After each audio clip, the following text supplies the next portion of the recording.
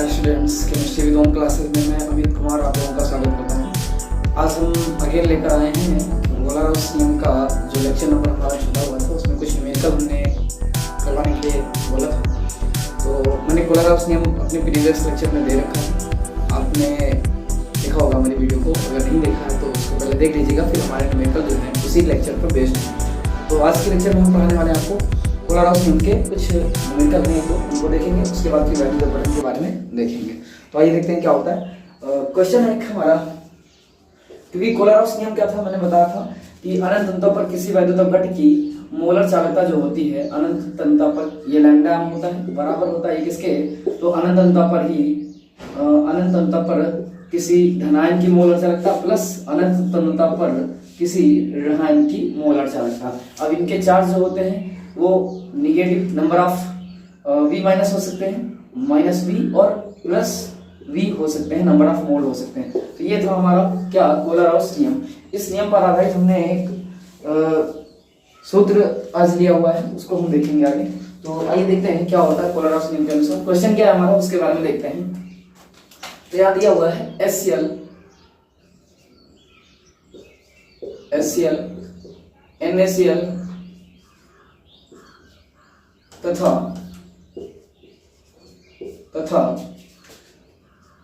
CH3COO Na की अनंत तंता पर molar चालकताएं, अनंत का निशान ये है, तंता का ये है और मोलर का ये है। अनंत तंता पर मोलर चालकताएं क्रमशः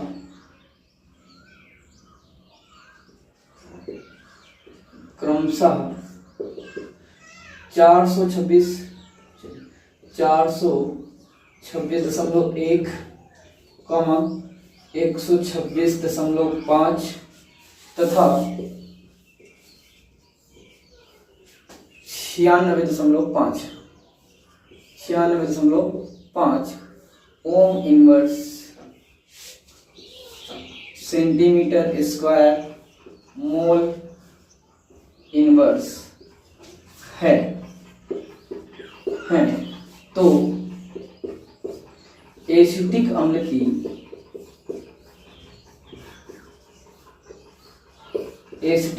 की अनंत तंता पर मोलर चालकता की गणना कीजिए।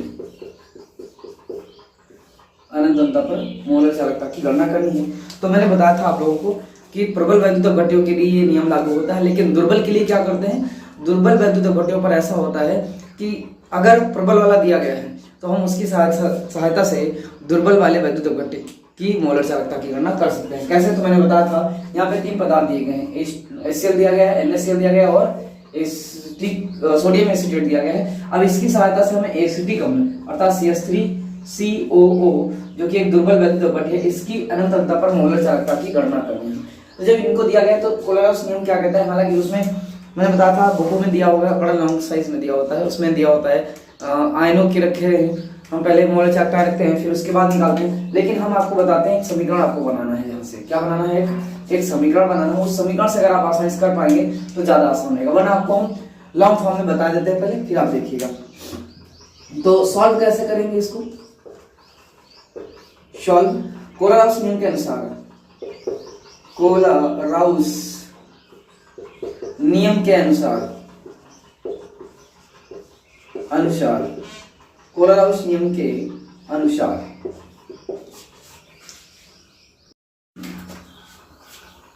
तो यहाँ पर कैसे होगा इसको देखिएगा। मैंने कहा HCl, पहले समीकरण बनाते हैं HCl की। तो अनंत तंता पर HCl की मोलर चालकता क्या होगी, तो लैम्डा m अनंत तंता पर H प्लस के लिए प्लस लैम्डा m अनंत तंता पर Cl माइनस के लिए, ये दिया गया है। तो ये समीकरण हमारी हो जाएगी 1, और इसका मान दिया गया है कितना, इसका मान फर्स्ट वाला है 426.1, ये दिया गया है। और दूसरी समीकरण बनाएंगे तो हम NaCl के लिए बनाएंगे। NaCl का क्या हो जाएगा, अनंत तंता पर NaCl की मोलर चालकता बराबर लैम्डा m यानी अनंत तंता पर Na प्लस की मोलर चालकता प्लस अनंत तंता पर Cl माइनस की मोलर चालकता, ये सेकंड समीकरण बन जाएगी। और थर्ड समीकरण क्या हो जाती है, थर्ड समीकरण सोडियम एसीटेट दिया गया है तो अनंत अंतता पर सोडियम एसीटेट की मोलर चालकता CH3COO Na की मोलर चालकता बराबर अनंत अंतता पर सोडियम की Na+ की मोलर चालकता प्लस अनंत अंतता पर एसीटेट आयन की मोलर चालकता CH3COO- की मोलर चालकता। ये हो जाएगी थर्ड समीकरण। अब यहाँ पे आपको समीकरण तो मिल गई है, थर्ड समीकरण बना ली है। अब इसमें करना क्या है आपको, एक समीकरण जरा हमारी अपक्रिया देखिएगा। हम ये बता रहे हैं कि अगर HCl को, एक मिनट, अगर हम H कम को लेते हैं CH3COOH, इस तरह से एक मैंने दुर्बल वैद्युत अपघट लिया होगा और इसको एक प्रबल वैद्युत अपघट से मैंने क्या करवा दिया, क्रिया करवा दी होगी NaCl से, तो ये टूट गया होगा, ये टूटता है प्लस में, ये टूटता है माइनस में, और ये टूटता है प्लस में, और ये एसीटेट आयन में जाता है। तो प्लस वाला माइनस से जुड़ेगा और माइनस वाला प्लस से, तो प्लस वाला जुड़ेगा किससे, माइनस से, यानी यहाँ बन जाएगा क्या CH3, ये वाला एसीटेट आयन जुड़ेगा सोडियम से, CH3COO Na बन जाएगा। साथ में क्या बच रहा है, यहाँ बच रहा है Cl और ये बच रहा है HCl, मतलब H, तो H और Cl मिलकर HCl बना लेंगे। अब यहाँ पर एक समीकरण आपको समझ में आ रही है कि इसमें जो पदार्थ इधर लिए गए हैं बाएं पक्ष में अपक्रिया के और जो दाएं पक्ष में है वो दोनों इन्हीं एक ही रूप के हैं, लेकिन बस अंतर यह है कि ये पदार्थ टूटकर अब अदला बदली हो गई है आयनों की, एक प्रकार की विनिमय अपक्रिया हुई है। तो यहाँ पर क्या करते हैं, इसका जो अणुभार होगा या इसकी जो टोटल मोल, क्योंकि इनका अणुभार जो होता है बाएं पक्ष बराबर होता है दाएं पक्ष के, और इनका अणुभार जो होगा वो बराबर होगा किसके, इस वाले पक्ष के अणुभार के बराबर होगा। और इनकी जो मोलर चालकता होगी, इनकी जो मोलर चालकता होगी लैम्डा m जो इसका होगा अनंत अंतता पर जो मोलर चालकता इस वाले पक्ष का होगा, बाएं पक्ष का, बायां पक्ष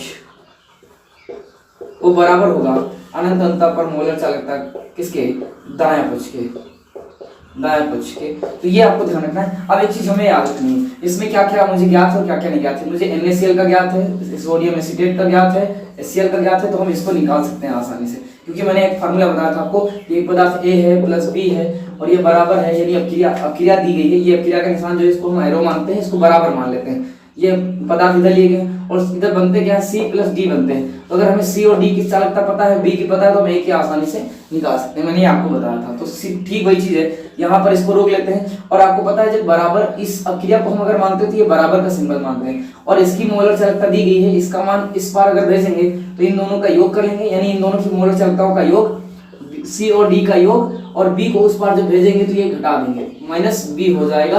तो हमें क्या पता चल जाएगा, A पता चल जाएगा। अर्थात हमारी समीकरण बन जाएगी क्या, CH3COOH बराबर, इसकी जो मोलर चालकता होगी बराबर होगी किसके, CH3COONA प्लस इसकी HCl की, और जितना इन दोनों का योग होगा उनमें से घटा देंगे किसका, हम NaCl की मोलर चालकता को घटा देंगे, तो हमें प्राप्त हो जाएगी क्या, एसिटिक अम्ल की मोलर चालकता प्राप्त हो जाएगी। तो आइए देखते हैं कैसे करते हैं। तो ये आपको समझ में आ गया होगा इतना, यहाँ तक कि आपको समीकरण बनाना आ गया होगा। समीकरण बना लिए हैं तो आप क्या करिएगा, अब एसिटिक ये फार्मूला रखिएगा, ये वाला मैं एक बार फिर से लिख के बता दे रहे हैं आपको।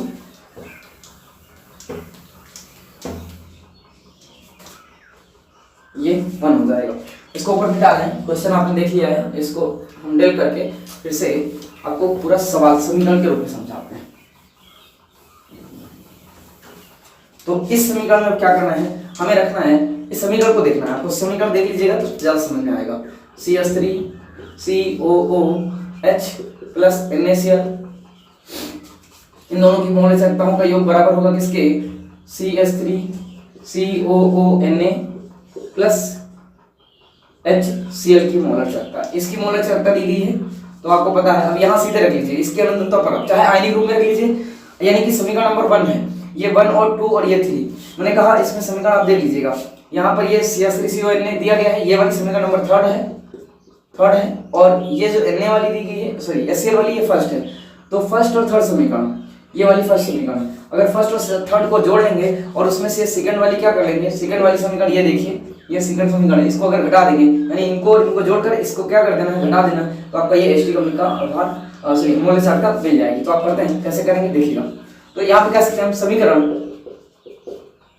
समीकरण कौन कौन सी, फर्स्ट और थर्ड को, फर्स्ट व थर्ड को जोड़कर इसमें से फर्स्ट के बाद कौन सी आ रही, ये सेकंड NaCl वाली, यानी कि ये NaCl वाली घटा देंगे। सेकंड समीकरण को घटा देते हैं। तो अगर ऐसा कर रहे हैं तो आपको अनंत अंतः पर मोलर चालकता मिल जाएगी। करिएगा, देखिएगा क्या होता है। तो जो समीकरण की गई इनको करना है आपको डिविडेशन 75 करना है और मिल जाएगा आपको। तो हम यहाँ पे डायरेक्ट, मैंने कहा इस समीकरण से भी आप डायरेक्ट लगा सकते हो। आपके दो तरीके हो जाते हैं, एक समीकरण ये हो जाती है और एक ये। अगर आप ये लगाना चाहो तो इससे लगा सकते हो या इससे लगा सकते हो। समीकरण आपको बनाना है तो आपको ये लिखना पड़ेगा और लिखने के बाद आपको लिखना। अगर आप समीकरण नहीं बनाना चाहते तो इस तरह से एक समीकरण बना लीजिए, उसमें सभी की वैल्यू रख लीजिए, हम जैसे रख के बता रहे हैं। इसकी कितनी आई थी, तो क्वेश्चन में इसकी दी गई थी NaCl की, इसकी है HCl दी है, फिर उसके बाद NaCl, तो इसकी दी है 426.1 और NaCl की दी हुई है 126.5 और इसकी दी हुई है 96.5। ये देख लीजिएगा। अब करना क्या है, इन दोनों को जोड़ देना है। इन दोनों की मोलर चालकताएं दी गई हैं, इन दोनों को जोड़ दीजिएगा और हमें इसकी क्या करनी है, CH3COOH की ज्ञात करनी है। तो इन दोनों की बराबर होगी किसके, इसके बराबर होगी। अब ये वाला हमें ज्ञात है, ये ठीक है, ये वाला इन दोनों को जोड़कर इसको घटा दीजिए तो क्या हो जाएगा, देखिएगा 426.1 प्लस क्या होगा, ये 96.5। तो दशमलव जुड़ेंगे 5 और 6 और ये 6 6 12 कर दो, दशमलव यहाँ लग गया, एक बचा 9 1 10 2 12 कर दो, हासिल 1 और 4 1 5, 522 आ रहा है, 522.6 आ रहा है। इसमें से घटा देना 126.5, तो इसमें से माइनस कर दीजिएगा 126.5, घटाइएगा क्या आ रहा है, तो ये हो जाएगा 6 में से 5 जाएगा, 1 बचेगा, दशमलव लगाएंगे, 12 है, 12 में से 6 जाएगा, कितना बचेगा, 6 बचेगा, यहाँ बचा 1 में से 2 नहीं जाएगा, 4 11 हो जाएगा, 11 में से 2 जाएगा, 9 बचेगा, 11 में से 2 जाएगा, 9 बचेगा, यहाँ 4 बचा, 4 में से 1 जाएगा, 3 बचेगा, 396.1 आएगा यहाँ, कितना आएगा। तो ये एसटी कम्ल की जो अनंत अंतः पर मोलर चालकता है, एसटी कम्ल की अनंत अंतः पर मोलर चालकता कितनी आ जाएगी, 396.1 आएगी, 396.5 ये आ रही है मोलर चालकता किसकी, अनंत अंतः पर मोलर चालकता। तो आप इस तरह से निकाल सकते हैं। मैंने कहा समीकरण आप बनाना चाहे तो बना लीजिएगा। ये समीकरण को मैंने क्या किया, देखिए फर्स्ट और थर्ड को जोड़ दिया, ये फर्स्ट समीकरण इसको मैंने लिया और ये थर्ड समीकरण इसको मैंने जोड़ दिया है और इसमें से ये वाला क्या किया है, सेकंड समीकरण है, इसको मैंने उस पार ले जाकर घटा दिया है। तो इस तरह से आपका समीकरण प्राप्त हो जाती है। अगर आप समीकरण को लिखना चाहें तो समीकरण को भी लिख सकते हैं, समीकरण से लिखकर भी आप आंसर प्राप्त कर सकते हैं। कैसे समीकरण लिखेंगे, अगर आप लिखना चाहें तो एसटी कम्ल की मोलर चालकता, एसटी कम्ल की मोलर चालकता इसको आयनों में रख के देख लीजिएगा, लैम्डा एम वाले में। मैंने कहा यहाँ आपका आंसर आ चुका है, कितना आया है, तो इससे जब आप आंसर करेंगे तो इसमें मैंने कहा इसको जब आप निकालेंगे तो जितना आएगा 522.6 आया था, उसमें से हम ये घटाएंगे तो हमारा कितना आएगा, 300 कितना आ जाएगा, 300 ना, तो चलिए देख लेते हैं फिर से,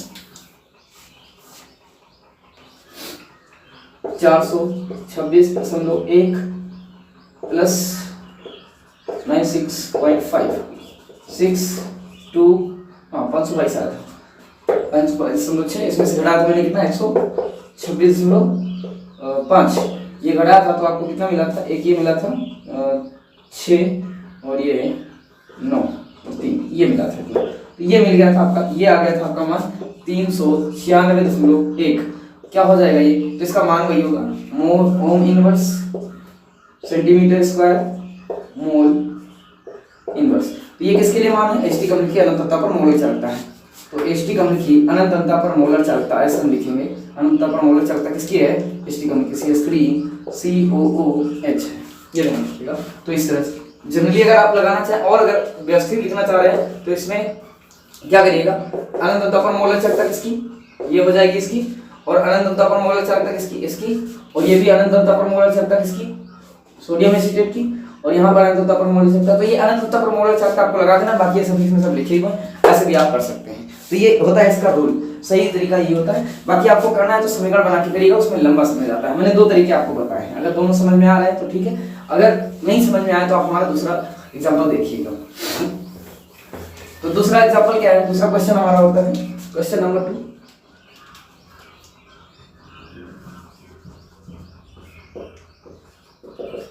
क्वेश्चन नंबर 2,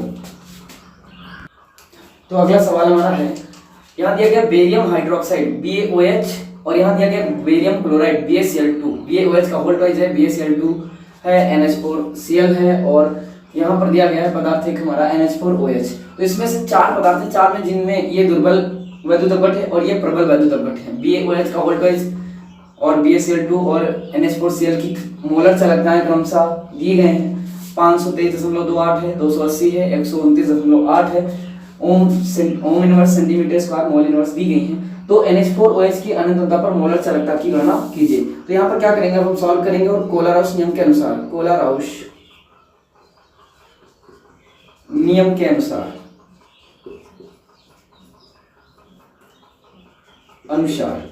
अब ये नियम लगाकर आप क्या करेंगे, सवाल लगाएंगे। तो इसका नियम कौन सा है आपको पता है, अनंतता पर मोलर चालकता किसी वैद्युतकट की, है ना, किसी वैद्युतकट की अनंतता पर मोलर चालकता बराबर होती है उसके धनायनों की अनंतता पर मोलर चालकता प्लस उसके ऋणायनों की अनंतता पर मोलर चालकता, ये हो जाती है। तो धनायनों की और ऋणायनों की मोलर चालकता के बराबर हो जाती है। मैंने कहा यहाँ पर आपके 2 तरीके होते हैं। 2 तरीके कौन कौन से होते हैं, या तो आप समीकरण बना लीजिए और या फिर एक पूरी अभिक्रिया की समीकरण बना लीजिए, यानी या तो इनके वैद्युतकट्यों की समीकरण बनाइए। तो इसका एक मेथड 1 होता है, मेथड 1,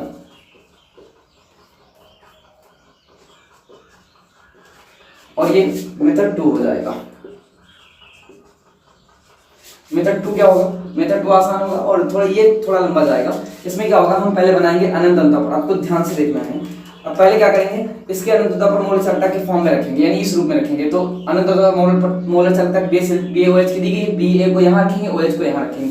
लेकिन एक चीज को आपको यहाँ पे संतुलित करना होगा, समीकरण को आपको लिख लेना होता है। समीकरण को पहले जानना जरूरी है। अगर समीकरण आप नहीं जान पा रहे हैं तब थोड़ी सी समस्या आती है, क्योंकि समीकरण को जानना ही यहाँ पर सबसे बड़ी बात है ना।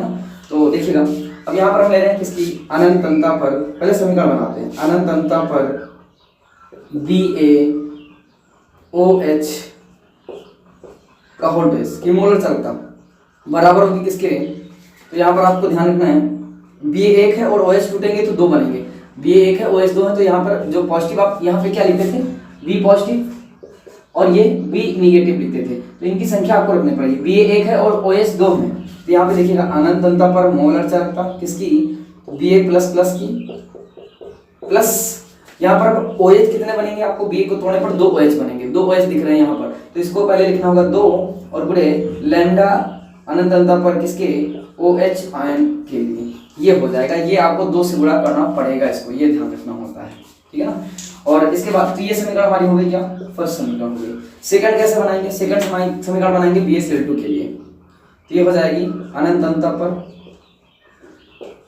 पर BaCl2 की मोलर चालकता बराबर होगी अनंतता पर Ba प्लस प्लस की मोलर चालकता प्लस 2 इंटू, क्योंकि Cl भी 2 होंगे, तो लैम्डा m इनफाइनाइट पर Cl माइनस के अनंतता पर मोलर चालकता, तो दुगुणे 2 लिखा हुआ है, मैंने कहा इनको 2 से गुणा करना पड़ेगा। तो ये बन जाएगा क्या, ये बन जाएगा सेकंड समीकरण। और थर्ड समीकरण इसी तरह से बना लेंगे। थर्ड समीकरण किसके लिए होगी, अनंतता पर मोलर चालकता, तो NH4Cl के लिए, NH4Cl की मोलर चालकता। तो यहाँ पर क्या है, यहाँ पर NH4Cl आपको देखना होगा, तो कितने मिल जाएंगे, अनंतता पर NH4 प्लस में जाएगा, अनंतता पर NH4 की मोलर चालकता, NH4 प्लस की मोलर चालकता प्लस Cl एक ही है, तो अनंतता पर मोलर चालकता किसकी हो जाएगी, Cl माइनस की हो जाएगी। अब यहाँ से हमें एक समस्या आती है, यहाँ पे थोड़ा सॉल्व करना कठिन है, क्योंकि समीकरण को, अब ये एक तरीका, ये समीकरण नंबर 3 हो जाएगी, समीकरण नंबर 3। अब समीकरण नंबर 3 में इसकी मोलर चालकता को क्या करना है, हमें एक समीकरण बनाना है और समीकरण में क्या कर देना है, इसको घटा देना है। तो समीकरण हमारी क्या बनेगी, उसको ध्यान से देखना है आपको, क्या बनेगी। तो आइए देखते हैं, पहले आते हैं यहाँ पर सेकंड नंबर मेथड में, क्योंकि यहाँ की स्टार्टिंग जो होती है जहाँ से करते हैं वहीं को हम लिख लेते हैं पहले। तो यहाँ पर लिया जाएगा NH4OH की अनंतता पर मोलर चालकता प्लस, ये समीकरण बना रहे हैं, और यहाँ पर हो जाएगा BaCl2 अनंतता पर BaCl2 की मोलर चालकता।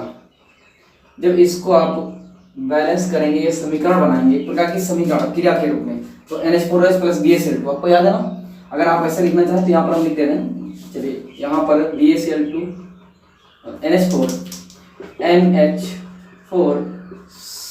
OH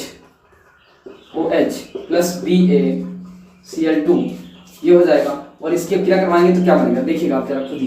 तो यहाँ पे ये तो बैलेंस नहीं, इसको बैलेंस करना पड़ेगा, इसको 2 मोल करना पड़ेगा।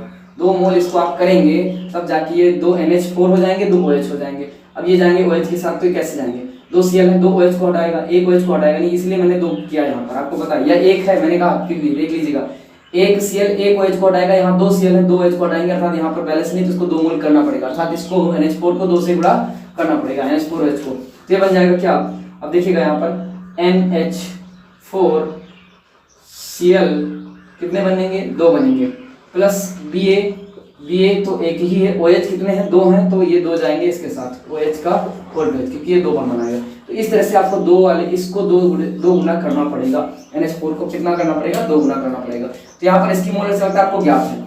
अब यहाँ पर करना क्या है, यहाँ जो ये वाली समीकरण दी गई है इसको 2 से गुणा करना पड़ेगा। क्या करना पड़ेगा, तो इसको 2 से गुणा करना पड़ेगा, यहाँ पर भी और यहाँ पर भी गुणे यहाँ पर भी, तो हर जगह आपको 2 से गुणा करना पड़ेगा, क्योंकि ये बैलेंस करना है। तो यहाँ से आपको ये समीकरण ज्यादा समझ में आ रही होगी, इस तरह समीकरण जब मैंने लिखा तब, तो यानी कि इस वाली समीकरण के मान अभी लिखते हैं। तो यहाँ पे बना क्या, जरा बताइएगा। इसको लिया, ये वाली क्रिया हो गई, ये लिया, ये हो गया। अब इसको लेना है NH4 कितना हो जाएगा, NH4 अनंत अंतर पर ही लेना है, अनंत अंतर पर NH4Cl की मोलर चालकता। अभी हम लिख रहे हैं ऐसे ही, अभी कुछ डिस्टर्बेंस नहीं कर रहे हैं यहाँ पर। और यहाँ पर कितना दिया गया है, प्लस करेंगे, और ये अनंत अंतर पर किसकी मोलर चालकता हो जाएगी, BaOH का होल ट्वाइस, BaOH का होल ट्वाइस। ये 2 मेथड हैं, आप देख लीजिएगा। अब इससे लगाना चाहें तो भी लगा सकते हैं और इससे लगाना चाहें तो भी लगा सकते हैं। मैंने कहा दोनों मेथड मेरे तैयार हैं, अब इससे जिससे भी आपको आसान लगे उससे आंसर कर लीजिएगा। तो आपको पता है किसकी मोलर चालकता ज्ञात करनी है, तो हमें पता है, हमें यहाँ पर ज्ञात करनी है किसकी, NH4 अनंत अंतर पर मोलर चालकता ज्ञात करनी है किसकी, NH4OH की मोलर चालकता हमें क्या करनी है, ज्ञात करनी है। तो इन 3 समीकरणों से हमें हेल्प मिलेगी, और इन समीकरणों का अंततः आना पड़ेगा सेकंड मेथड पर ही, अर्थात इस वाले मेथड पर ही। तो आप इस मेथड से आप लगा लीजिएगा, ज्यादा आसान पड़ेगा। वैसे अब यहाँ तक समीकरण बनाइएगा, समीकरण बनाने के बाद आपको इस तरह से एक समीकरण आपको देखना ही पड़ेगा कि NH4 क्रिया करके आखिर दे क्या रहा है। NH4OH BaCl2 क्रिया करेगा, NH4Cl देगा और BaOH का होल ट्वाइस देगा, ये आपको समझ में आना चाहिए, उसके बाद ही आप कैलकुलेट कर पाएंगे। तो अब आते हैं, अब इनके वैल्यू रखते हैं, इनकी वैल्यू कितनी दी गई आपको ऊपर से पुट अप कर लेनी है। तो यहाँ पर दिया गया है NH4OH की हमें ज्ञात करनी है, तो अनंत अंतर पर मोलर चालकता की वैल्यू हमें ज्ञात करनी, इस वाली वैल्यू को ज्ञात करना है। तो इस वाली को, क्योंकि ये प्लस में है, इसको उस पार भेज देंगे, तो इसमें इन दोनों को जोड़ लेंगे और ये वाली क्या कर देंगे, घटा देंगे, ये आपको ध्यान रखना है। तो इसको करते हैं इतना, और इसकी मोलर चालकता हमें क्या करनी है, ज्ञात करनी है। तो अनंत अंतर पर, और यहाँ पर मैंने कहा समीकरण आप बना सकते हैं। समीकरण कैसे बनाएंगे, तो मैंने कहा समीकरण नंबर जो भी दी गई है, जैसे BaOH वाली है वो देखिए, BaOH वाली को ये फर्स्ट को प्लस, और ये NH4Cl की है तो ये वाली सेकंड वाली को, लेकिन 2 से गुणा करके सेकंड वाली को जोड़ेंगे, फर्स्ट और ये सॉरी थर्ड है, फर्स्ट और थर्ड को जोड़ लेंगे, और इसमें से क्या करेंगे, तीसरी वाली BaCl2 वाली यानी कि ये वाली, ये सेकंड वाली, इसमें से क्या कर देंगे, घटा देंगे। तो आपको क्या मिल जाएगा आपको अनंत अंतर पर मोलर चालकता किसकी, NH4OH की, जो कि दुर्बल वैद्युत घटे, इसकी मोलर चालकता समीकरण 1 और 3 को जोड़ने पर और समीकरण 1 को घटाने पर जो हमें मान प्राप्त होगा वो क्या होगा, हमें वो अनंत अंतर पर मोलर चालकता का मान हो जाएगा। ये आप यहाँ से देख सकते हैं। यहाँ पर कैसे ज्ञात होगा, समीकरण 1 को प्लस समीकरण 3 को जोड़ेंगे और माइनस कर देंगे इसमें से क्या, समीकरण नंबर 2 को माइनस कर देंगे, तो भी आपकी अनंत अंतर पर मोलर चालकता ज्ञात हो जाएगी। अन्यथा आप यहाँ से देख सकते हैं, इस समीकरण को बनाकर आप आसानी से कर सकते हैं। NH4OH प्लस BaCl2 बनेगा क्या, NH4Cl प्लस BaOH का होल ट्वाइस। अब इसकी मोलर चालकता हमने कहा NH4OH की दी गई है, जो कि हमें ज्ञात करने के लिए दी गई है, वैल्यू नहीं दी गई है, लेकिन इसको मैंने कहा 2 से गुणा करना पड़ेगा। अब 2 से गुणा कैसे करेंगे तो हमें आपको बताना है, देखिएगा कैसे। NH4 कितने हैं, इसकी वैल्यू कितनी है, इसको आपको रखना है। BaCl2 की वैल्यू कितनी है, देखिएगा BaCl2 की जो कि सेकंड वाली वैल्यू है, सेकंड वैल्यू इसकी दी गई 280, तो यहाँ पर इसकी वैल्यू के स्थान पर हम रख रहे हैं 280।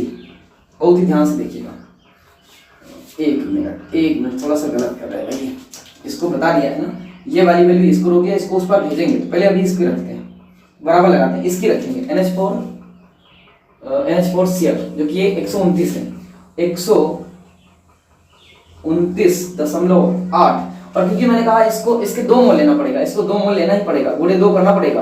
क्यों? क्योंकि इसके 2 मोल है, यहाँ पर भी 2 मोल होंगे और यहाँ पर भी 2 मोल होंगे। तो इसको संतुलित करने के लिए इसको 2 मोल लेना पड़ेगा, गुणे इसको भी 2 मोल लेना पड़ेगा। तो जो इसकी वैल्यू आएगी उसको 2 से गुणा करना है, ये भी देखिएगा। तो अब इसको क्या करते हैं, 2 हो गया, ये इतना हो गया। अब इसको क्या करते हैं, इसकी वैल्यू तो गुणे 2 कर लेते हैं, यहाँ पर गुणे 2। चलिए ये हो गया, प्लस इसकी वैल्यू BOH की वैल्यू कितनी दी गई है, BOH की दी गई है 523.28 प्लस 523.28। इसमें से कुछ नहीं करना हमको, ये इतना रखना है। इसके बाद अब दी गई है तीसरी वैल्यू जो कि BaCl2 की, BaCl2 की कितनी दी गई है, BaCl2 की दी गई है 280। इसको इसमें से घटा देना है, BaCl2 की वैल्यू इसमें से घटा देनी है, 200 कितनी है, 280 है, 280 ये आपको घटा देनी है। तो हमारी किसकी वैल्यू प्राप्त हो जाएगी, ये NaOH की वैल्यू प्राप्त हो जाएगी। तो आइए देखते हैं कितनी वैल्यू आ रही है इसकी। तो इसको गुणा कर लेते हैं पहले।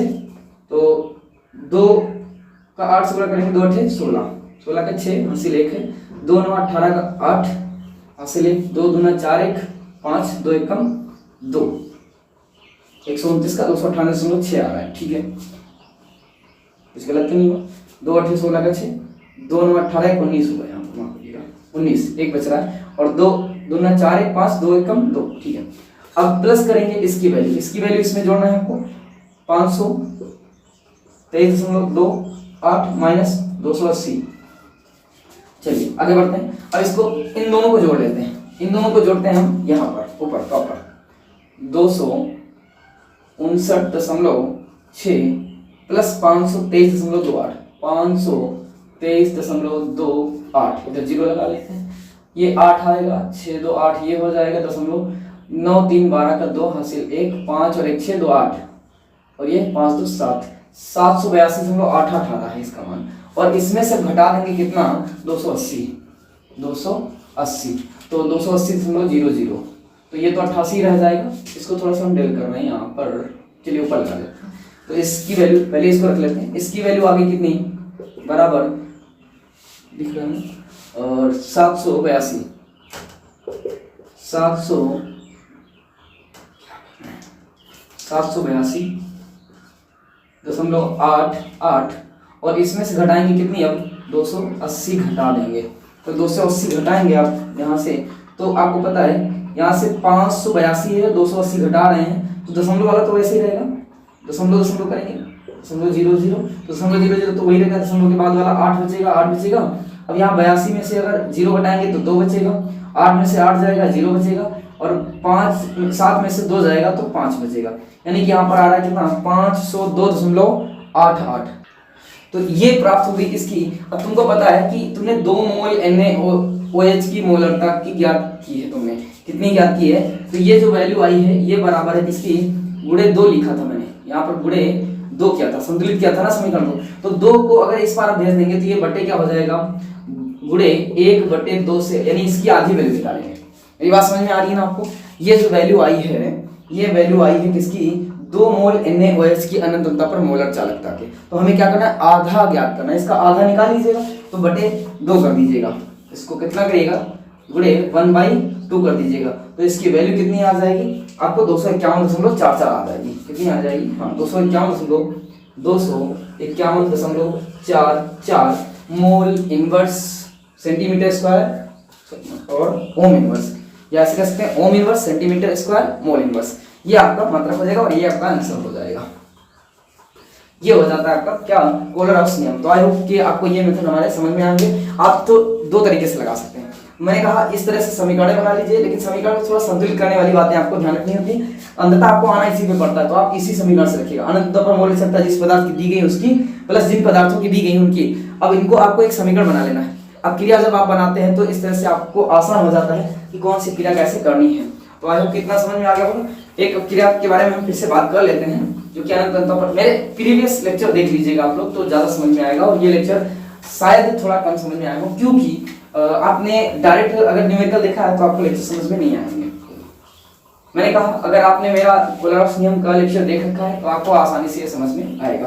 कोलारोस नियम के लेक्चर इंपॉर्टेंट रहते हैं, इसके क्वेश्चन पूछे जरूर जाते हैं। इससे पहले मैंने बात की है, जैसे कभी कभी इसमें दुर्बल वैद्युत घट की ज्ञात की जाती है, जैसे CH3COOH के हैं, और इसकी सहायता से अब किसी अन्य पदार्थ के अगर वैद्युत घट दिए गए लेकिन दुर्बल के दिए गए होंगे, ये कैसा है आप करिएगा, दुर्बल के नहीं प्रबल के दिए गए होते, ये दुर्बल वैद्युत घट है। कैसा है?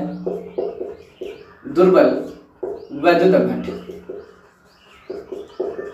अपघट। और जो कोलारोस नियम होता है वो प्रबल वैद्युत घट के ऊपर लागू होता है। किस पर लागू होता है? प्रबल पर। लेकिन क्या दुर्बल पर नहीं क्या कर सकते? थोड़ा कठिन होता है, बस यही है। तो क्या करते हैं, जब इसकी क्रिया हम कराते हैं किससे? कुछ प्रबल वैद्युत घटों से, तो प्रबल वैद्युत घटों से कराते हैं तो प्रबल वैद्युत घट ही प्राप्त होते हैं। तो उसकी सहायता से हम क्या कर सकते हैं, इसकी मोलर चालकता ज्ञात कर सकते हैं। जैसे मैंने पहले समय में बताया था CH3COH, अगर इसकी क्रिया दुर्बल वैद्युत घट की प्रबल वैद्युत घट से करवा दें NaCl से, तो ये क्या करेगा? टूटेगा, प्लस में माइनस में ये टूटेगा, ये माइनस में ये प्लस में, जो आयन है ये चेंज हो जाएंगे। आयन चेंज होकर क्या बनाएंगे? Acetate, sodium acetate, CH3COO Na बना लेगा प्लस HCl बना लेगा। अब देखिए ये भी प्रबल वैद्युत घट है, ये भी प्रबल वैद्युत घट है और ये प्रबल वैद्युत घट है, तीन दिए गए प्रबल, यानी कि इसको हम कहेंगे स्ट्रॉन्ग इलेक्ट्रोलाइट, और ये भी स्ट्रॉन्ग इलेक्ट्रोलाइट, और ये भी स्ट्रॉन्ग इलेक्ट्रोलाइट। लेकिन ये क्या है? वीक इलेक्ट्रोलाइट है, ये वीक इलेक्ट्रोलाइट है। तो क्या करना है हमको? हमें ये करना है कि जो, अब आपको ये पता होना चाहिए, इन दोनों को जोड़ोगे तो ये पक्ष बराबर होता है इन दोनों पक्षों के, ये आप योग के बायां पक्ष, जैसे आप अनुभार वगैरह निकालते हैं ना, किसी समीकरण के टोटल अनुभार निकालते हैं तो बायां पक्ष बराबर होता है दाएं पक्ष के, तो सेम वही प्रोसेस चल रही होती है। यहाँ पर इलेक्ट्रोलाइट के जो मोलर चालकता दी गई होती है उनको देखना होता है, अनुभार नहीं देखना होता है। आपको ये पता है कि दाएं पक्ष के अनुभार, अगर किसी रासायनिक समीकरण के बारे में बोलिए ये बात, अगर ये रासायनिक समीकरण है, इसमें बाएं पक्ष का अनुभार का योग और इधर दाएं पक्ष के अनुभार के योग के बराबर होगा, ये तो पता है। तो ठीक वैसे ही आपको मोलर चालकता के लिए भी कैलकुलेट कर लेना होता है। तो ये वीक वाले का ज्ञात करना है, तो स्ट्रॉन्ग को इस वाले पक्ष को जोड़ लेना है, और ये वाला पक्ष क्योंकि आपको पता है समीकरण का इस वाले को पक्ष अगर दूसरे में भेजोगे तो सिंबल चेंज होके जाता है, यानी इधर प्लस प्लस में दोनों है और इधर ये प्लस में, तो ये वाला इधर जाएगा तो क्या हो जाएगा? ये प्लस में, तो ये क्या हो जाएगा? माइनस में हो जाएगा। इन दोनों को जोड़कर इसमें क्या कर देना है? स्ट्रॉन्ग ये वाला हमें घटा देना होता है, ये आंसर आपको मिल जाएगा। तो ये होते हैं क्या कोलारोस नियम के अनुप्रयोग और उनके कुछ न्यूमेरिकल मैंने बताए। कोलारोस नियम मैंने बता रखा है, इसके अनुप्रयोग बता रखे हैं, है ना, और इसके दो एग्जांपल भी हो गए। अब अगला टॉपिक हमारा होगा क्या? वैद्युत अपघटन। क्या हो जाएगा? वैद्युत अपघटन। वैद्युत अपघटन तो इसको कहते क्या है? इसको कहते हैं इलेक्ट्रोलिसिस।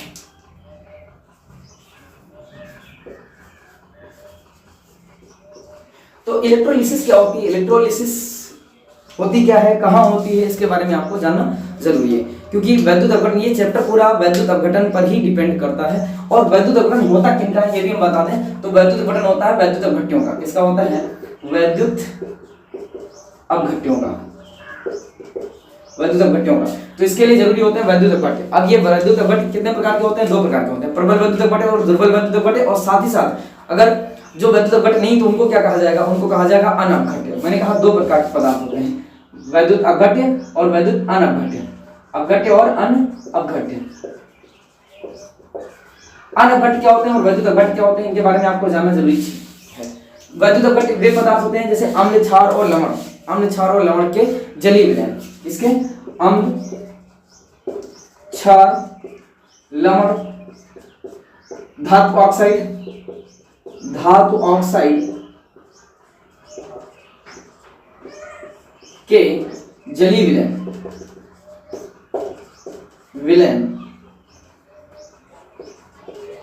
जो क्या होते हैं?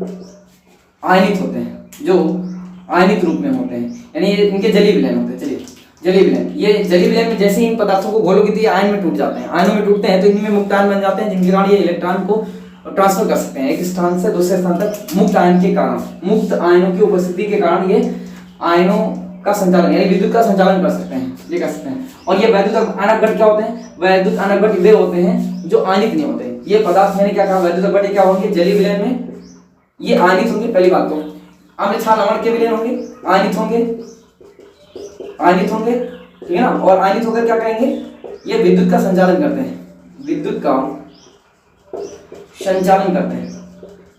तो 3 कंडीशन बन जाती है। एक कंडीशन ये आम्ल क्षार और लवण के धातु ऑक्साइड के जलीय विलयन होते हैं, दूसरा ये आयनित हो जाते हैं, और तीसरा ये विद्युत का संचालन करते हैं। और तीनों कंडीशन अगर इन पर लागू नहीं हो रही है तो ये क्या कहलाएंगे, ये कहलाएंगे अनघट्य। कैसे, तो अगर हम बात करें तो 3 कंडीशन समझ में आ गई होंगी। 3 कंडीशन, आम्ल क्षार लवण या धातु ऑक्साइड के जलीय विलयन को क्या कहेंगे, वैद्युत अपघट्य कहेंगे। लेकिन इनकी कंडीशन है कि ये आयनित होनी चाहिए और आयनित होने के साथ साथ ये क्या करेंगे, विद्युत का संचालन करेंगे, ये वैद्युत अपघट्य कहलाते हैं। लेकिन अनघट्य की बात करें तो ये क्या होते हैं, अनघट्य जैसे ग्लूकोज की बात करें, ग्लूकोज, फ्रक्टोज, है ना, फ्रक्टोज और चीनी हो गई, चीनी, ग्लूकोज, फ्रक्टोज, चीनी ले लेते हैं, क्लोरोफॉर्म ले लेते हैं, क्लोरोफॉर्म, ठीक है ना, और ईथर ले लेते हैं। तो ये सारे पदार्थ जो हो जाते हैं ये क्या होते हैं, यूरिया ले लेते हैं, अमोनिया लेते हैं, ये जो होते हैं आयनित नहीं होते, जलीय विलयन में आयनित नहीं होते हैं और आयनित होकर ये विद्युत का संचालन भी नहीं कर पाते, इसलिए इनको क्या कहा जाता है, इनको अनघट्य कहा जाता है। लेकिन मैंने कहा वैद्युत अपघट्य 2 प्रकार के होते हैं। ये कितने प्रकार के होते हैं, 2 प्रकार के। कौन कौन से, प्रबल और दुर्बल। वैद्युत अपघट्य कितने प्रकार के होते हैं, प्रबल और दुर्बल। तो हम बात करते हैं वैद्युत अपघट्य की। प्रबल और दुर्बल तो आपको पता है, जो पूरी तरह से आयनित रूप में टूट जाएंगे, यानी पूरी तरह से आयनित रूप में अगर आ जाते हैं, पूरे के पूरे आयन रहते हैं, पूरा पदार्थ ही आयन में टूट जाता है, तो उसको प्रबल वैद्युत अपघट्य कहते हैं। और अगर ऐसा नहीं होता है, थोड़ी ही मात्रा में पदार्थ टूटता है और साम्यावस्था में रह जाता है, तो इसको क्या कहते हैं, इसको दुर्बल वैद्युत अपघट्य कहते हैं। अभी मैंने आपको एग्जांपल बताए हैं, जैसे CH3COOH और दूसरा था NH4OH, ये दोनों दुर्बल वैद्युत अपघट्य हैं। हाइड्रोजन साइनाइड भी क्या होता है, दुर्बल वैद्युत अपघट्य होता है। तो वैद्युत अपघटन की बात समझते हैं क्या होती है। तो वह प्रक्रम, वैद्युत अपघटन क्या है, वैद्युत अपघटन जो है एक ऐसी प्रोसेस है जिसमें किसी वैद्युत अपघट्य का विद्युत धारा की उपस्थिति में क्या करवाया जाता है, तोड़ा जाता है, उसको आयनों में तोड़ा जाता है, जलीय विलयन में घोलकर उसको क्या करते हैं, उसमें विद्युत प्रवाहित करते हैं और उसको आयनों में तोड़ते हैं। तो ये प्रोसेस पूरी हमारी क्या कहलाती है, वैद्युत अपघटन कहलाती है। तो वैद्युत अपघटन क्या होता है, वह प्रक्रम जिसमें वैसे तो हम कहें कि इसमें विद्युत ऊर्जा को रासायनिक ऊर्जा में बदला जाता है, तो हम दूसरी एक परिभाषा ये भी लिख सकते हैं, वह प्रक्रम जिसमें विद्युत ऊर्जा को रासायनिक ऊर्जा में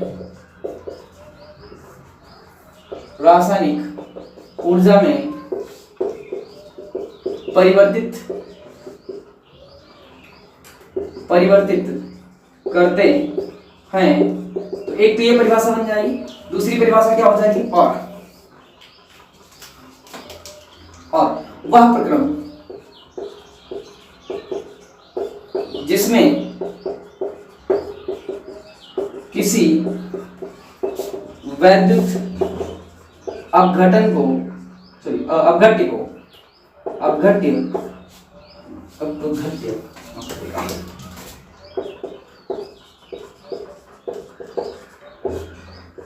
को विद्युत धारा द्वारा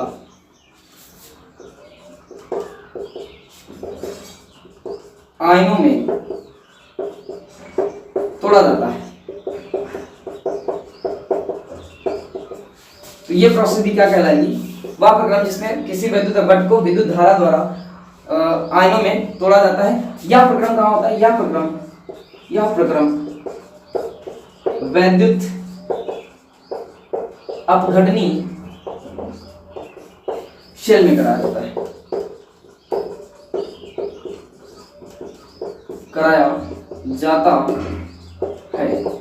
यह प्रक्रम कहाँ कराया जाता है, यह प्रक्रम वैद्युत अपघटनी सेल में कराया जाता है। अब ये वैद्युत अपघटनी सेल क्या होती है और सेल क्या होती है, तो इनके बारे में आपको जानना जरूरी है। तो वैद्युत अपघटनी सेल क्या होती है, इलेक्ट्रोलाइटिक सेल क्या होती है, वैद्युत अपघटन आपको समझ में आ गया होगा। अब इसमें करते क्या है देखिएगा, जैसे हम NaCl ले लेते हैं, NaCl, और इसको जल में घोल देते हैं, एक सॉल्यूशन बना लेते हैं, और जब इसमें विद्युत प्रवाहित करेंगे, विद्युत डालेंगे, वैद्युत अपघटन कराएंगे, वैद्युत अपघटन होगा इसका, तो ये क्या करेगा, ये टूट जाएगा Na+ में और साथ में क्या बना लेगा Cl-, जो कि कैसे होंगे, एक सॉल्यूशन में आयन देंगे, ये ध्यान रखिएगा। जलीय विलयन में क्या देंगे, आयन देंगे, ये आपको ध्यान रखना है। जलीय विलयन में होंगे, मैंने कहा एक्वस लिया गया है इसलिए ध्यान रखिएगा। तो इस तरह से आयन में टूट जाते हैं। अब ये देखिएगा धनायन हो गया और ये ऋणायन हो गया, धनायन इलेक्ट्रॉन लेगा और ऋणायन जो होगा वो इलेक्ट्रॉन देगा। लेकिन कहां पर ऐसा होगा ये देखते हैं। तो वैद्युत अपघटन सेल में 2 इलेक्ट्रोड होते हैं, अब इनके बारे में बात करते हैं। हेडिंग पढ़ते हैं वैद्युत अपघटनी सेल।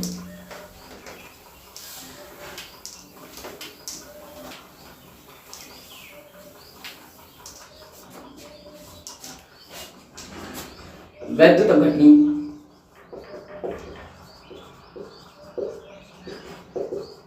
सेल, इसको कहते हैं इलेक्ट्रोलाइटिक सेल। क्या कहते हैं? Electrolytic cell. वैद्युत अपघटनी सेल क्या होती है इसके बारे में जानते हैं। तो अब इसके फिगर को जानिएगा, पहले इसके फिगर को जानिएगा।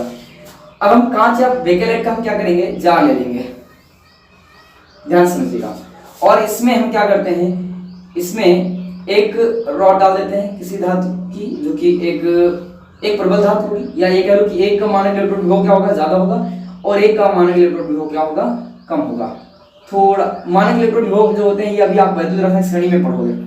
और इनको एक किसी तार से जोड़ देते हैं और यहाँ पर भर देते हैं क्या, एक वैद्युत अपघट्य। क्या भर देते हैं, यहाँ पर भर देते हैं वैद्युत अपघट्य। इसमें पूरे में क्या भरा हुआ है, वैद्युत अपघट्य भरा हुआ है।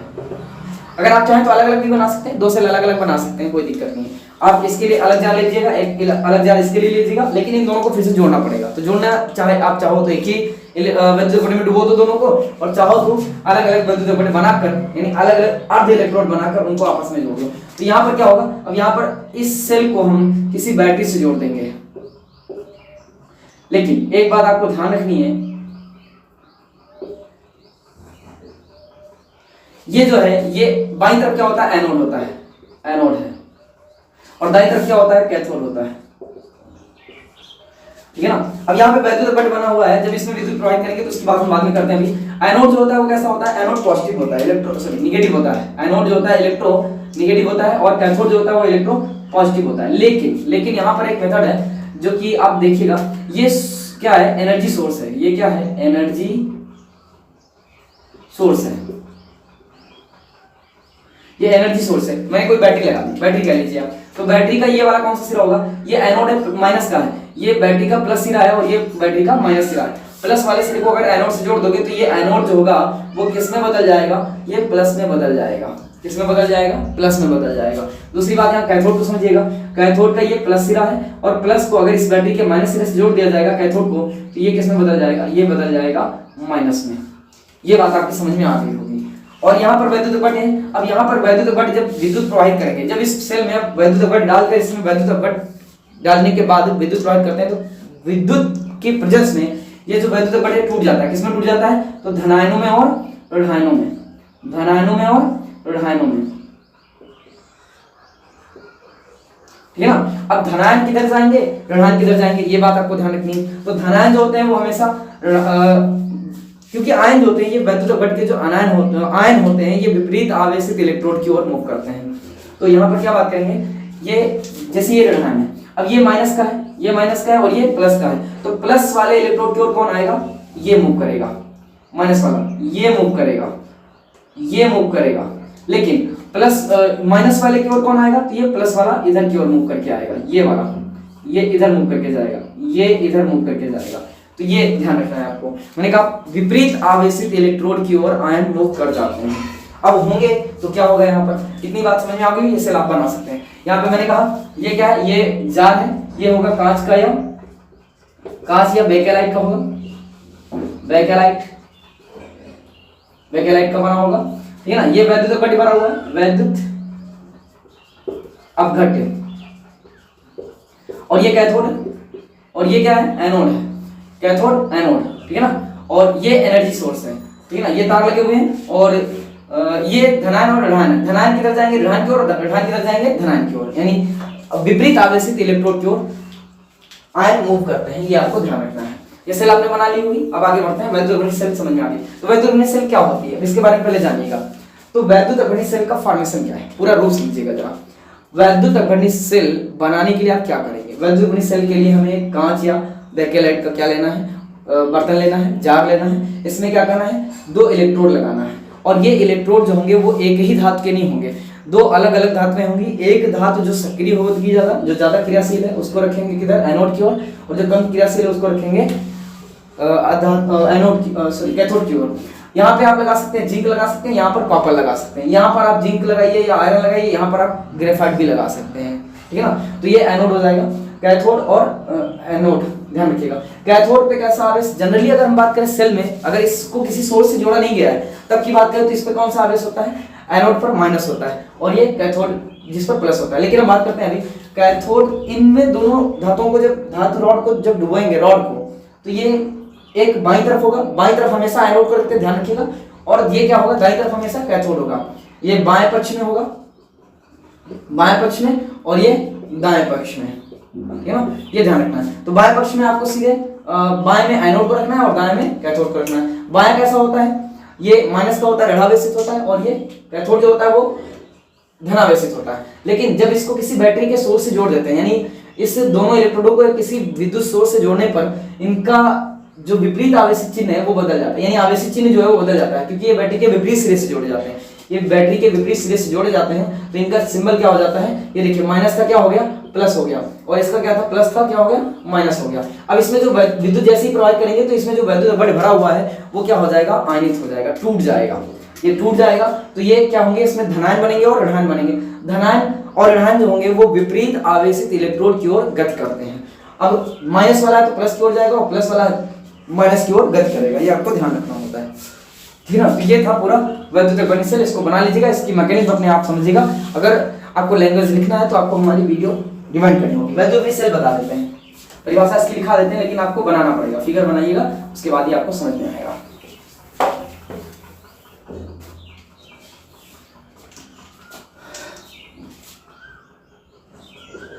तो वैद्युत पोटेंशियल होती क्या है, वह सेल जिसको किसी बाह्य विद्युत स्रोत से ऊर्जा देकर वैद्युत अपघटन कराने में उपयोग किया जाता है,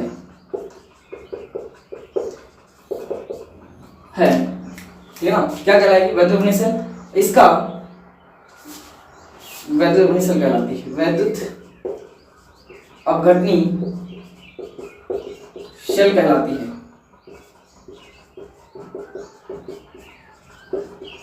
इसका नए रंग से लिखते हैं दूसरे तरह से,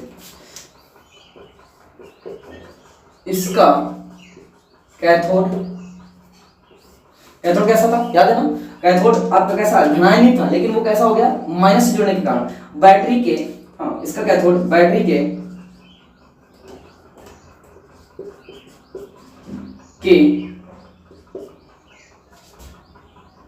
निगेटिव सिरे से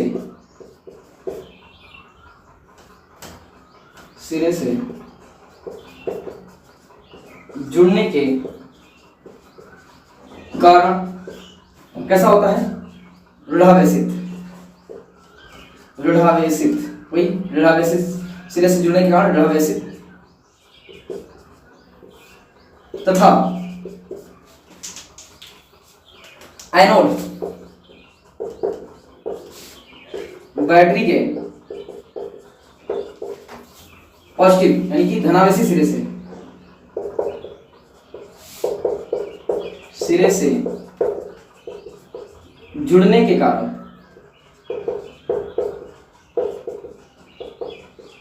कारण कैसा हो जाता है, धनावेशित,